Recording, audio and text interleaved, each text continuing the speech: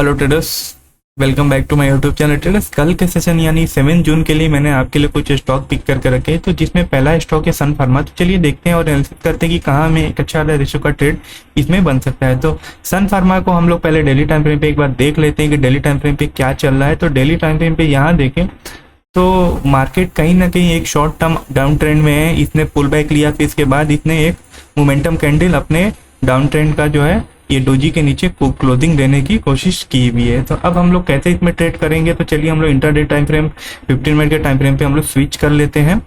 तो देखिए अभी एक सपोर्ट और रेजिस्टेंस को हम लोग ड्रॉ करते हैं। तो ये रहा एक रेजिस्टेंस का लेवल और ये रहा एक सपोर्ट का लेवल।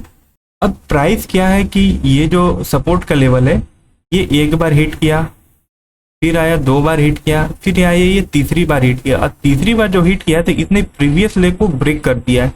तो अब यहाँ पे हाई प्रोबेबिलिटी है कि इसने प्रीवियस लो को ब्रेक कर दिया, तो ये एक डाउन ट्रेंड में कन्वर्ट हो सकता है। और यहाँ पे एक देखें तो यहाँ पे एक शोल्डर हेड शोल्डर, यहाँ पे काइंड ऑफ एचएनएस पैटर्न भी यहाँ पे बनाया हुआ है। तो अब कल के सेशन में क्या होता है कि प्राइस जो है ये जो 866 और 860 ये रेंज में खुलता है और कंसोलिडेट करता है, या फिर प्राइस जो है इस लेवल के 866 के आसपास खुलता है और कोई भी यहाँ पे एंट्री पैटर्न बनाता है, तो हम लोग यहाँ पे शॉर्ट करेंगे। और इस केस में पहला टारगेट हमारा होगा 860, दूसरा टारगेट 856, तीसरा टारगेट 852 और लास्ट टारगेट हमारा 848 का लेवल हो सकता है। और अगर प्राइस क्या है कि यहाँ खुलने के बाद इस रेंज में कंसोलिडेट करने लग जाती है, कंसोलिडेट करके ब्रेकडाउन देता है, तो हम लोग यहाँ पे शॉर्ट करेंगे। इस केस में क्या होता है कि हमारा पहला टारगेट होगा 856, दूसरा टारगेट 852, तीसरा टारगेट हमारा 848 का, जो कि ये सपोर्ट का जोन है।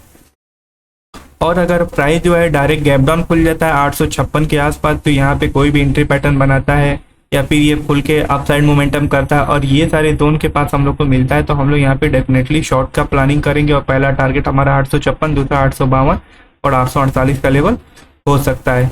और बाइंग क्या है कि बाइंग के लिए अभी तो ऐसा कुछ प्लान नहीं है। बाइंग तभी हम लोग प्लान करेंगे कि जब ये ट्रेंड लाइन को ब्रेकआउट दे और फिर ये लोअर आई का ब्रेकआउट दे, तब हम लोग यहाँ पे प्लान करेंगे। और इस केस में पहला टारगेट हमारा 870, दूसरा 872, तीसरा 876 का लेवल, ये जो है 876 का लेवल हो सकता है।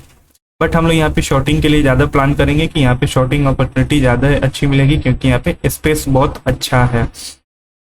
तो चलिए अब हम लोग नेक्स्ट जो सेटअप है, ट्रेड है, स्टॉक है, उसको हम लोग देख लेते हैं।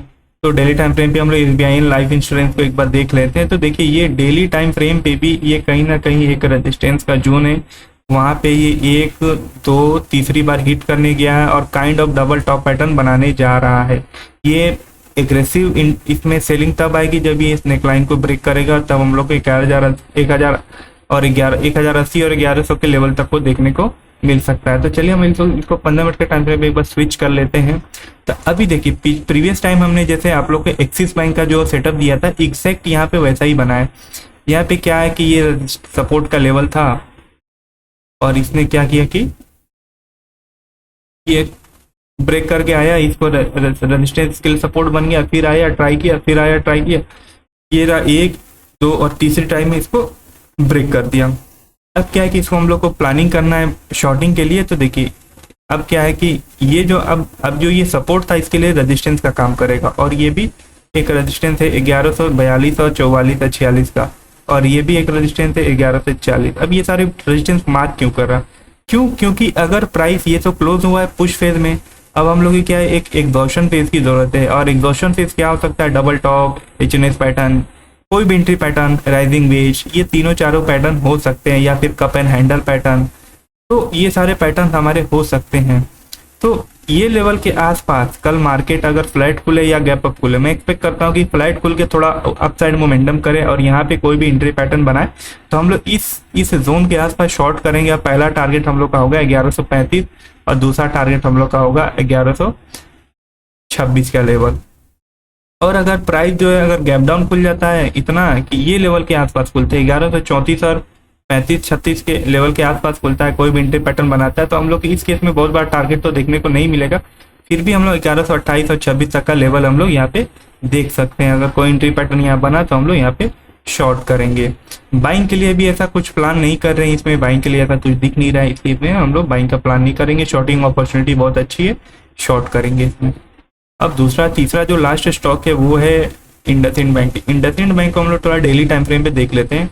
तो इंडसइंड बैंक क्या है कि इसने ये रेंज बनाया था, रेंज का ब्रेकआउट हुआ, ब्रेकआउट देके इसने क्या किया कि पुल बैक लिया, पुल बैक लेके ये अब मोमेंटम करने की अपसाइड में तैयारी कर रहा है। तो अब इसको हम लोग डेली इंट्राडे टाइम फ्रेम पे हम लोग एक बार लगा लेते हैं। तो अभी देखिए ये रहा एक सपोर्ट का एरिया, प्राइस जो है यहाँ पे आया, बाउंस हुआ, फिर यहाँ पे आया, बाउंस हुआ, और यहाँ पे कहीं ना कहीं एक काइंड ऑफ एचएनएस पैटर्न बनाया हुआ है। एग्जैक्ट तो नहीं है बट काइंड ऑफ मैं बोल सकता हूँ कि ये काइंड ऑफ एचएनएस पैटर्न यहाँ पे बनाया हुआ है। तो अब कल के सेशन में इसमें हम लोग क्या करेंगे कि बाइंग की प्लानिंग करेंगे। तो अब इसमें अच्छी बात क्या हुई है कि इसने ये जो नेकलाइन है 935 ये गया 1 2 3 और नीचे जो स्ट्रॉन्ग सपोर्ट का लेवल है, ठीक है। तब डाउन साइड ऐसा अगर ये ब्रेक डाउन भी देता है तो डाउन साइड ये सब सारे लेवल जो इसको ऊपर की ओर उठा देंगे। तो हम लोग क्या करना है कि अपने ट्रेंड के साइड डायरेक्शन ही में चलना है। तो अब क्या करना है कि कल के सेशन में ये लेवल प्राइस जो इस जोन में खुलता है अब ब्रेकआउट देता है, अगर यहाँ पे ब्रेकआउट देगा तो हम लोग पुल बैक पे लॉन्ग करेंगे। और इस केस में पहला जो हमारा टारगेट होगा 940, 42, 45 और 47 तक का लेवल हो सकता है। और अगर प्राइस क्या होता है कि गैप अप खुल जाता है, गैप अप खुल के क्या होता है कि कोई भी एंट्री पैटर्न बनाता है या फिर थोड़ा सा गैप अप खुल के आता है इस लेवल पे सपोर्ट के लिए, सपोर्ट लेके फिर अपसाइड मोमेंटम करता है, तो हमारा छोटा सा स्टॉप लॉस, पहला टारगेट 937, दूसरा टारगेट 940, तीसरा टारगेट 945 और चौथा, ये सारे लेवल्स हम लोग को देखने को मिल सकते हैं क्योंकि ये सब यहाँ पे बियर्स के स्टॉप लॉस पड़े हुए, जैसे हिट होगा बहुत अच्छी एक कैंडल बनेगी। और प्राइस जो है क्या होता है कि अगर इसको हम लोग को शॉर्ट करना है तो शॉर्ट तो हम लोग तभी करेंगे जब प्राइस जो है ये लोअर हाई को ब्रेक कर देता है, ये फ्लैट खुले गैप डाउन खुले, जैसा भी ये लोअर हाई को ब्रेक करता है यहाँ पे कोई भी एंट्री पैटर्न बनाएगा तो यहाँ पे हम लोग शॉर्ट करेंगे। और पहला टारगेट हमारा 919 का लेवल हो सकता है और नीचे का लेवल 917 का भी लेवल हो सकता है।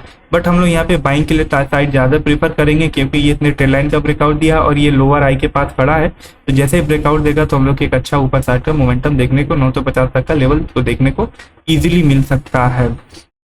तो ट्रेडर्स आज के लिए इतना ही, मिलते हैं कल के एनालिसिस सेशन में, तब तक के लिए गुड बाय।